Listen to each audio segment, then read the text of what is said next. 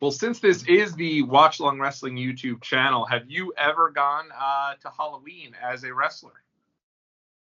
I'm trying to think now. I feel like you did Raven potentially at one point. I kind of, yeah. There was a couple of years in high school where I think I went one year as maybe Raven and one year as Mick Foley, who have very similar costumes. Also, it's a lot of times it's kind of whatever they wore to the arena that day. I remember doing a cut-off flannel shirt with some ripped jeans. I do remember that.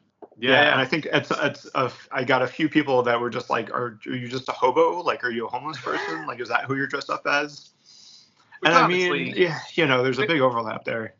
Yeah, which honestly, if you think about it, Mick Foley, Raven, kind of dressed similarly to, somebody who would be, a hobo, for lack of a better term. Technically speaking, also, I dressed up as the Fiend one year, not Bray Wyatt's Fiend, the OG 24/7 BWF Fiend. That's right, from the 24/7 Basement Wrestling Federation, yeah. Steve's old persona. So I think one year we both went as our personas. I think you went as the Fiend and I went as Boxy Enigma BOX to the I Enigma. And yes, I do recall we did that with our main man Ace Vendetta up and down the streets here, the mean streets of Queens, New York. For me, I have done countless wrestling costumes growing up. My mother used to start planning them throughout the summertime and make them all homemade. And I remember I had done Macho Man Randy Savage, probably one of the better ones. You go with the jean jacket. She had all the streamers kind of glued on there, and then when you open up your arms, you got the streamers coming down. Yep. I did Bret Hart one year with the actual Bret Hart glasses and the belts. The year that Bret won the title, I did a Hogan. I feel like when I was really young, I think there was a Hogan, and then there was also a year that I did Doink the Clown, and I remember being very upset that no one knew it was Doink the Clown. Just a clown. Everyone's like, great clown costume. But, well, yeah, but no, not just a clown though. I'm Doink the Clown. And you don't get it.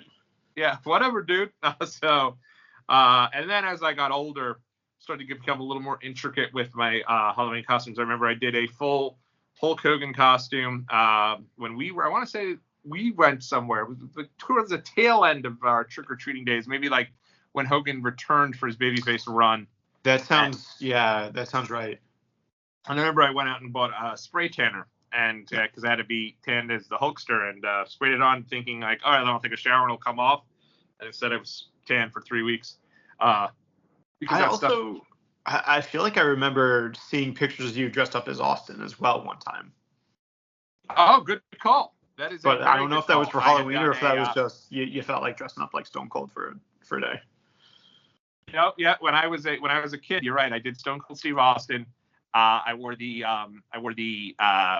bald cap over my head, and it didn't cover all of my hair because I obviously have a very big head, and on top of that, so you'd have the hair kind of coming down very clearly underneath the bald cap, and then I had the Austin 316 shirt on, and for a one time only, I wore a pair of jeans. As a kid, I hated jeans growing up, found them very uncomfortable, but for the good of the Halloween costume, I did wear the jeans there. And then on top of that, as I got a little older, probably the most famous of my Halloween costumes is I went as Jeff Hardy the year that I decided to do basically the whole year. I was going to try to just pretty much dedicate myself to losing weight, specifically to be Jeff Hardy. Dropped 70 pounds, and I was not 70 pounds overweight, so I looked strange. I went from like 6'4", 250 pounds to like 6'4", 180 pounds. It was really not the greatest of ideas, but I was super into the costume. I had everything. I had the wife beater, didn't wear anything else. I had the white shirt coming out of the pants. I had the Hardy pants. I walked around. I kept talking about doing it big, man, as Jeff Hardy, and had the whole dance down and everything. And that was probably my favorite. But unfortunately, I got the swine flu very quickly after that because my immune system was destroyed from losing and cutting so much weight. Oh, I remember the first part. I didn't know about that other part. Yeah, while we were actually coaching B'nai B'rith youth basketball, myself and one of the other coaches got it together, and he passed away, which was very very upsetting. Right. Yeah, it was really swine flu was like a big thing for a hot minute, and like people were, and I remember I had like 104 fever. It was brutal, but on a lighter note, the Halloween costume itself, some people knew who it was, other people weren't too sure. They were like, "Are you a member of Kiss? Are you WCW Sting?" Oh, because of the face paint and stuff, right? The face paint, yeah. James did the face paint for me, and it was a good time. It's probably the most committed I'd ever been to like a Halloween costume that was wrestling related. And then years later, I know the guy ended up being kind of a scumbag, but I was super into for a while the villain Marty Scurll from the Villain Club, Bullet Club type deal with the Elite and with all of the crew basically that became All Elite Wrestling. He had the little mask on and he had the big trench coat. So Ari and I went. I was him and Ari was Beetlejuice, and so we had a good Halloween there. So as always, I always felt like it was almost my duty to try to do something wrestling related because at the end of the day, you want to try to show out for your hobby and the things that you thoroughly enjoy. Do you have a particular favorite Halloween costume that you've ever donned? I have a couple that have been my go-tos recently. I've liked my kind of pirate, mostly Captain Jack inspired one. That's a good one. Because that's a fun one to just when you're trying to also emulate the character and be the person. That's a fun one to just kind of like walk around kind of woozy and, you can either pretend like you're drunk or, you got to really commit and drink all of the rum. So that's really a fun one to do. I also feel like I have a really good Obi-Wan Kenobi costume. Oh, really?